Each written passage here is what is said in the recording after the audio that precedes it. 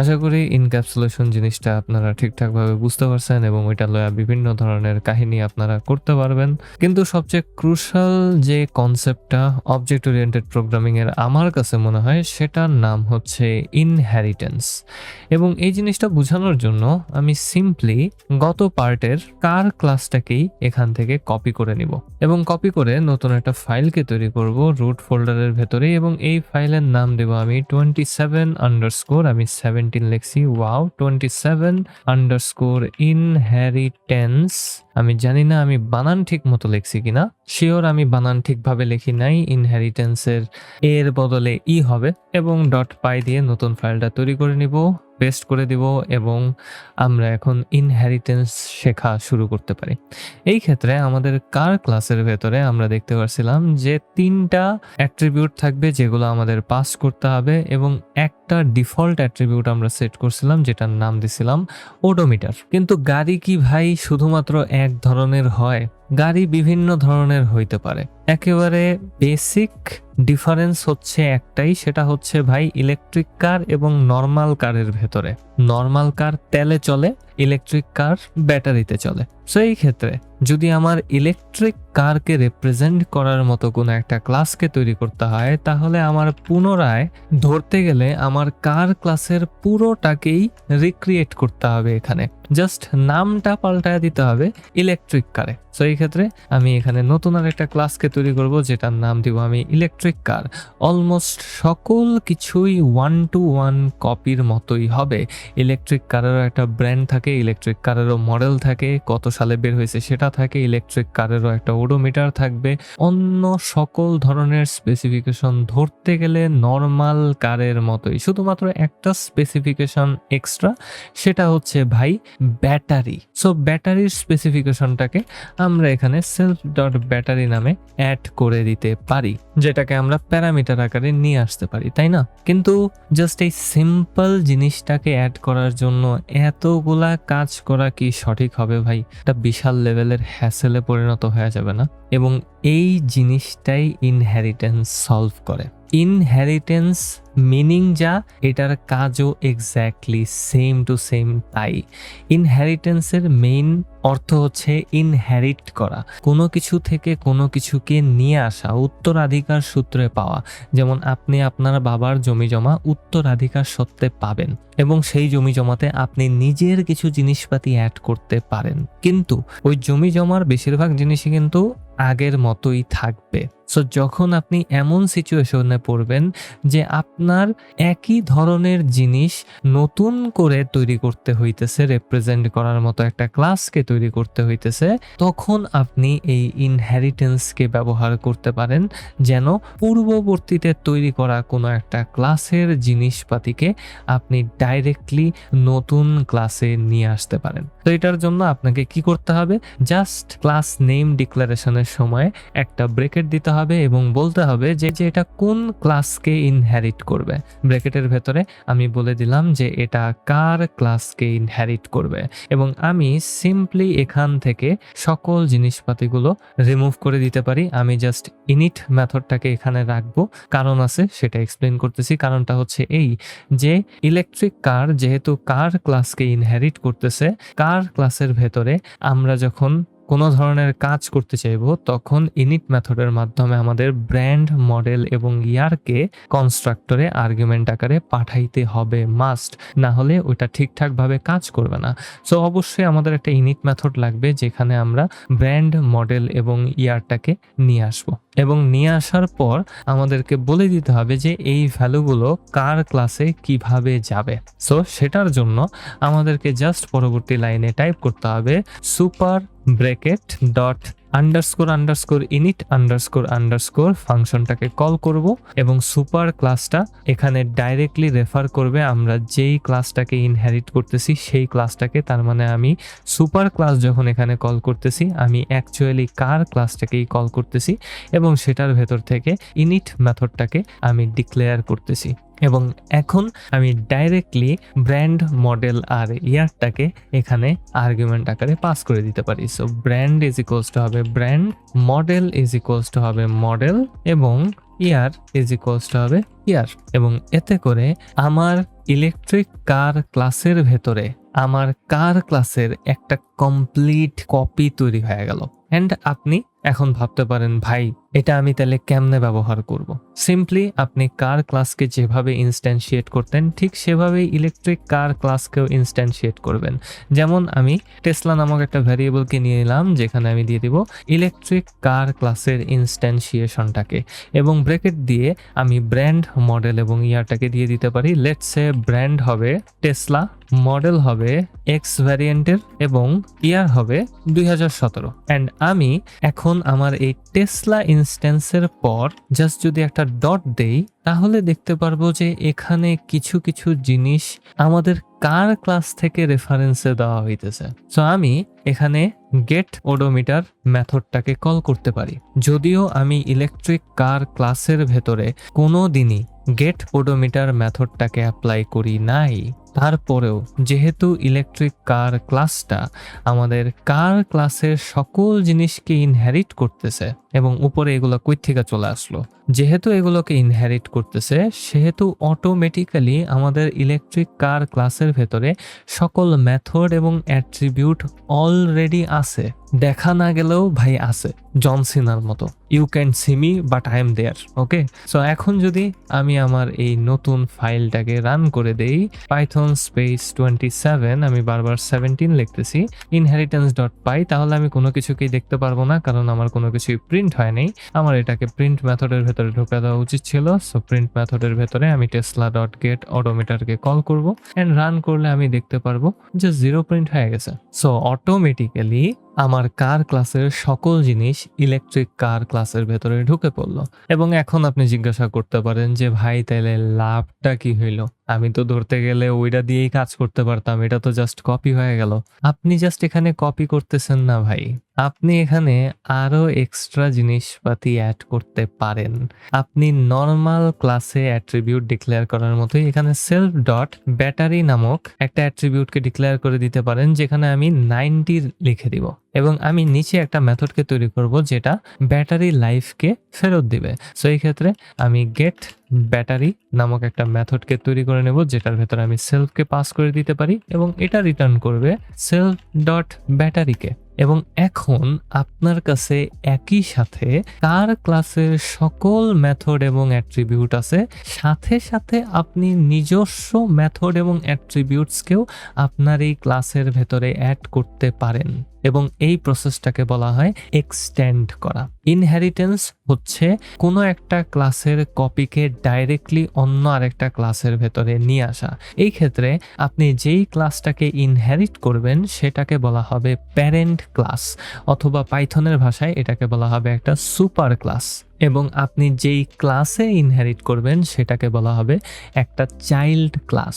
Child ক্লাসটাতে parent ক্লাসের complete একটা copy থাকবে, এবং আপনি চাইলে চাইল্ড ক্লাসে এক্সট্রা আরও জিনিসপাতি অ্যাড করতে পারেন। এবং এই ক্ষেত্রে আমি গেট ব্যাটারি মেথডটাকে এখানে অ্যাড করে দিলাম, এবং অ্যাড করার পর আমি প্রিন্ট করতে পারি টেসলা ডট গেট ব্যাটারি মেথডটাকে, এবং আমি যদি দেখি ব্যাটারি লাইফ 90% এখানে প্রিন্ট হয়ে গেছে। এবং আমি এখনো কার ক্লাসের যে কোনো মেথডকেই এখানে ব্যবহার করতে পারি। সেই ক্ষেত্রে আমি যদি সেট ওডোমিটার মেথডটাকে এখানে ব্যবহার করতে চাই আমি অবশ্যই পারবো। So Tesla dot set odometer, এবং এটার ভেতরে আমি 200 পাঠিয়ে দিলাম। যদি আপনারা গত ভিডিওটা না দেখে থাকেন তাহলে অবশ্যই দেখে আসবেন। আমি গেট সেট মেথড নিয়ে কথা বলছি, তো আমি গত ক্লাসের ভিডিও যেহেতু ব্যবহার করতেছি এই জিনিসটা হয়তো বা আপনাদের মাথার উপর দিয়ে যেতে হবে। গত ক্লাসের ভিডিওটা দেখে নিলে আপনারা এই জিনিসটা আরেকটু বেটার ভাবে বুঝতে পারবেন। এবং আমি এখন প্রিন্ট করে দিতে পারি টেসলা ডট গেট ওডোমিটার, যেহেতু ওডোমিটারটা আমি আপডেট করছি, এন্ড আমি যদি রান করে দিই তাহলে দেখতে পারবো যে ওডোমিটারটা আপডেট হয়ে গেছে। তো আপনারা বুঝতে পারতেছেন তো জিনিসটা কতটা পাওয়ারফুল। লিটারালি আপনি কার ক্লাসের এক লাইন কোডও ইলেকট্রিক ক্লাসে লেখেন নাই, তারপরেও সকল কিছুর এবিলিটি আপনার কাছে আছে। আপনাকে জাস্ট এইটাই মাথায় রাখতে হবে, ইনহেরিট করার পর আপনাকে অবশ্যই সুপার ক্লাসটাকে কল করতে হবে এবং সেটাতে প্রয়োজনীয় সকল অ্যাট্রিবিউট ভ্যালুগুলোকে পাস করে দিতে হবে, না হলে আপনাকে একটা এরর দেখানো হবে। আমি এই লাইনটাকে কমেন্ট আউট করে দিলাম এবং কমেন্ট আউট করে যদি আমি এখন রান করি তাহলে আমাকে সাথে সাথে একটা এরর দেখানো হবে, electric car object has no attribute car underscore odometer. এবং এই সকল জিনিসপাতি হইতেছি শুধুমাত্র আমি বলি নেই যে আমার সুপার ক্লাসের জিনিসপাতি কি কি হবে, এটা অবশ্যই মাথায় রাখতে হবে, না হলে এটা ঠিকঠাকভাবে কাজ করবে না। That's it. সো ইনহেরিটেন্স জিনিসটা এতটাই পাওয়ারফুল, অ্যাকচুয়ালি জিনিসটা খুবই হেল্পফুল এবং পাওয়ারফুল, এবং সাথে সাথে আপনার কোডটাকে যথেষ্ট ক্লিন রাখবে এবং আপনার কোড লেখাটাকেও যথেষ্ট পরিমাণে কমায় দিবে। রিপিটেড কাজকে খুব বেশি হারে এই জিনিসটা কমায় দেয়। এবং আরও কিছু জিনিসপাতি আপনি এই ক্ষেত্রে করতে পারেন। এই ইনহেরিটেন্সটা আসলে ইনহেরিটেন্সের ভেতরে পড়ে না। আপনি চাইলে কোনো একটা ক্লাসের ভেতরে অন্য আর একটা ক্লাসকে ইনস্ট্যান্সিয়েট করতে পারেন এবং সেটাকেও অ্যাট্রিবিউট আকারে সেট করতে পারেন। লেটস সে আমার কাছে একটা ব্যাটারি নামক ক্লাস আছে, এবং এই জিনিসটা আমি গত পার্টে বলতে ভুলে গেছিলাম এবং আগের পার্টেও। আপনি যখন ক্লাস নেমিং করবেন, ট্রাই করবেন ক্লাসের প্রথম অক্ষরটাকে বড় হাতের দেওয়ার। আপনি পাইথনে অনেকগুলা ক্লাসই অলরেডি ব্যবহার করছেন এবং বাই ডিফল্ট আপনি যে সকল ফাংশন ব্যবহার করবেন সেই সকল ফাংশনের প্রথম অক্ষর যদি বড় হাতের দেখেন তাহলে ধরে নিতে পারেন যে ওইটা একটা ক্লাস। আপনি যদি ছোট হাতের দেন তাহলে কোনো কিছুই হবে না, সব কিছুই ঠিকঠাক আগের মতো কাজ করবে, কিন্তু it's a better cleaner way. Coding এটিকেটের ভেতরে পড়ে, আমরা সেই সকল এটিকেটগুলো মাইনা চলবো। সো এই ক্ষেত্রে আমি আপনাদেরকে বলে দিলাম যে জাস্ট ক্লাস নেম করার সময় বড় হাতের অক্ষর দিয়ে দিবেন প্রথম ক্যারেক্টারটাকে, এন্ড তারপর আপনি নর্মালি ক্লাস তৈরি করে ফেলতে পারেন। সো ব্যাটারি নামক একটা ক্লাসকে নিয়ে নেব যেটার ভেতরে ইনিট মেথডকে ডিক্লেয়ার করতে চাই, এবং ইনিট মেথডে আমি জাস্ট পাঠায় দিব ব্যাটারি লাইফ প্যারামিটার আকারে, এবং আমি self dot battery underscore life নামক একটা অ্যাট্রিবিউটকে সেট করে দিব যেটা হবে ব্যাটারি লাইফ প্যারামিটারটার ভ্যালু। এবং লেটস সে এখানে আরো একটা মেথড থাকবে, ডিফাইন করে দিব প্রিন্ট আন্ডারস্কোর ব্যাটারি লাইফ। আমি জানি না আমি ব্যাটারি বানান কতবার ভুল করছি এই সিঙ্গেল ভিডিওতে, তারপরেও লিখে দিলাম, এবং এটা সিম্পলি প্রিন্ট করে দিবে একটা স্ট্রিং এর মাধ্যমে the battery life of this car is colon দিয়ে সেলফ ডট ব্যাটারি লাইফ অ্যাট্রিবিউটটা। অ্যান্ড আমি এখন এই ক্লাসটাকে ইনস্ট্যান্সিয়েট করতে পারি আমার ইলেকট্রিক কার ক্লাসের ভেতরে, এবং সেটাকে একটা অ্যাট্রিবিউট আকারে আমি ব্যবহার করতে পারি। সো এখানে আমি self dot battery is equals two 90 এর বদলে আমি ব্যাটারি ক্লাসটাকে ডাইরেক্টলি কল করে দিব, এবং ওইটার ভেতরে আমি ব্যাটারি লাইফ আকারে পাস করে দিতে পারি 90কে। এবং এতে করে কি হবে, আমার ব্যাটারি ক্লাসের জিনিসপাতিকে এখন আমি ইলেকট্রিক কার ক্লাসে ব্যবহার করতে পারি বিভিন্ন ধরনের এক্সট্রা কাজ করার জন্য, এবং বাইরে থেকেও আমি এই ব্যাটারি ক্লাসটাকে ব্যবহার করতে পারি। যেমন এখন আমি প্রিন্ট করে দিতে পারি, উপরের লাইনটাকে একটু কমেন্ট আউট করে দেব, আমি প্রিন্ট করে দিতে পারি টেসলা ডট ব্যাটারি অ্যাট্রিবিউটটাকে ব্যবহার করব যেখানে আমার ব্যাটারি ক্লাসটা ইনস্ট্যান্সিয়েটেড অবস্থাতে আছে, এবং এখন আমি ব্যাটারি ক্লাস থেকে প্রিন্ট ব্যাটারি লাইফ মেথডটাকে এখানে কল করতে পারি। সো আবারও একটা ডট দিয়ে দিব, এখন প্রিন্ট ব্যাটারি লাইফ মেথডটাকে এখানে লিখে দিলেই সুন্দরভাবে প্রিন্ট হয়ে যাওয়া উচিত the car's battery life is 90। And আমি যদি রান করে দিই তাহলে দেখতে পারবো the battery life of this car is 90। And আপনি নিচে একটা নান লেখাকে দেখতে পারতেছেন, এটার কারণ হচ্ছে যে আমি প্রিন্ট করছি, যেহেতু আমাদের প্রিন্ট ব্যাটারি লাইফ মেথডটা কোনো কিছুকে ফেরত দিবে না। আমি আপনাদেরকে বলছিলাম যে আমরা প্রিন্ট ফাংশনের ভেতরে কোনো একটা ফাংশনকে যদি কল করি, সেই ফাংশনটা যে ভ্যালুটাকে রিটার্ন করবে প্রিন্ট ফাংশন সেটাকেই প্রিন্ট করে দেখাবে।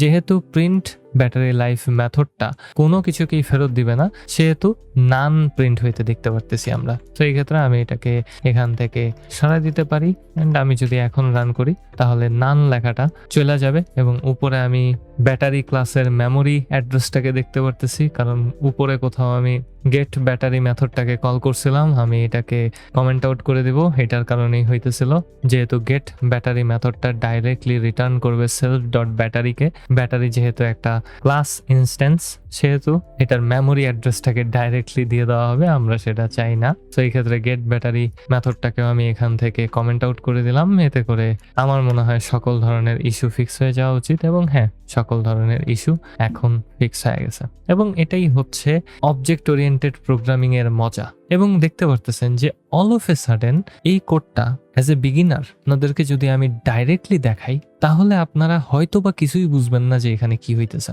কোত্থেকে কি হইলো, কোন ক্লাসটা কখন কি হইলো, এটা বোঝাটা একটু টাফ হয়ে যাইতে পারে। এবং এটার জন্য আপনাদের যে কাজটা করতে হবে সেটা হচ্ছে যে ভাই 3-4টা ক্লাস তৈরি করেন, একটা অ্যানিমাল ক্লাস তৈরি করেন এবং ওই অ্যানিমাল ক্লাসকে ইনহেরিট করবে ডগ এবং ক্যাট ক্লাস, এবং ওই ডগ এবং ক্যাট ক্লাসের জন্য একটা ফুড ক্লাসকে তৈরি করেন যেখানে থাকবে ডগ কি ফুড খায় এবং ক্যাট কি ফুড খায়। আপনি চাইলে ফুড ক্লাসের জন্য আলাদা আলাদা 2টা ক্লাসকে তৈরি করতে পারেন যেগুলো ইনহেরিট করবে ফুড ক্লাসকে, কিন্তু এক্সট্রা কিছু জিনিসপাতি ওখানে অ্যাড করে দিবেন এবং এতে করে আপনাদের একটা খুব ভালো প্র্যাকটিস হয়ে যাবে। এই জিনিসটা আমার বুঝতে অনেক সময় লাগছিল। আমি অবজেক্ট ওরিয়েন্টেড প্রোগ্রামিং শুরু করছি জাভা দিয়ে। ভাই জাভাতে যদি আপনাদেরকে এই জিনিসটা করাইতে যেতাম আমি জানি না এই ভিডিওটাও আমি ঠিকঠাক মতো বানাইতে পারতাম কিনা, কিন্তু পাইথনে অবজেক্ট ওরিয়েন্টেড প্রোগ্রামিং খুবই স্ট্রেট ফরওয়ার্ড এবং ইনহেরিটেন্স জিনিসটা আপনারা যদি ভালোভাবে বুঝা যান লিটারালি একটা সুপার পাওয়ার আছে এরকম মনে হবে। এবং অ্যাকচুয়ালি যখন আমি পাইথনে অবজেক্ট ওরিয়েন্টেড প্রোগ্রামিং শিখতেছিলাম তখনই আমি আসলে পাইথনের বিভিন্ন ফাংশন এবং ক্লাসেস কিভাবে কি হইতেছে ওই সকল জিনিসপাতি বুঝা শুরু করি। সো একটা সাইড কোয়েস্টে যান, তো দেখেন যে পাইথনের বিভিন্ন বিল্ট ইন ক্লাসেসগুলো আসলে কিভাবে কাজ করে, কোনো ক্লাস কি অন্য কোনো ক্লাসকে ইনহেরিট করতেছে কিনা, এই সকল জিনিসপাতিগুলো আপনারা আস্তে আস্তে প্র্যাকটিসের মাধ্যমে শিখতে পারেন। এবং অবশ্যই আমি গিটহাবের রিপোতে আপনাদের জন্য অনেকগুলো হোমওয়ার্ক দিয়ে দেওয়ার চেষ্টা করি এবং সেই সকল হোমওয়ার্কগুলোকে অবশ্যই করে ফেলার চেষ্টা করবেন, খুবই গুরুত্বপূর্ণ। আমি জানি না ইনহেরিটেন্স জিনিসটা আপনাদেরকে ঠিকঠাকভাবে বুঝাইতে পারলাম কিনা, এবং সাথে সাথে ক্লাসের ভেতরে অন্য আরেকটা ক্লাসকে ইনস্ট্যান্সিয়েট করে সেটাকে অ্যাট্রিবিউট হিসাবে ব্যবহার করা জিনিসটাও আপনাদেরকে বুঝাইতে পারলাম কিনা। যদি ঠিকঠাকভাবে বুঝা থাকেন একটা লাইক করেন, একটা কমেন্ট করেন, একটা সাবস্ক্রাইব করেন।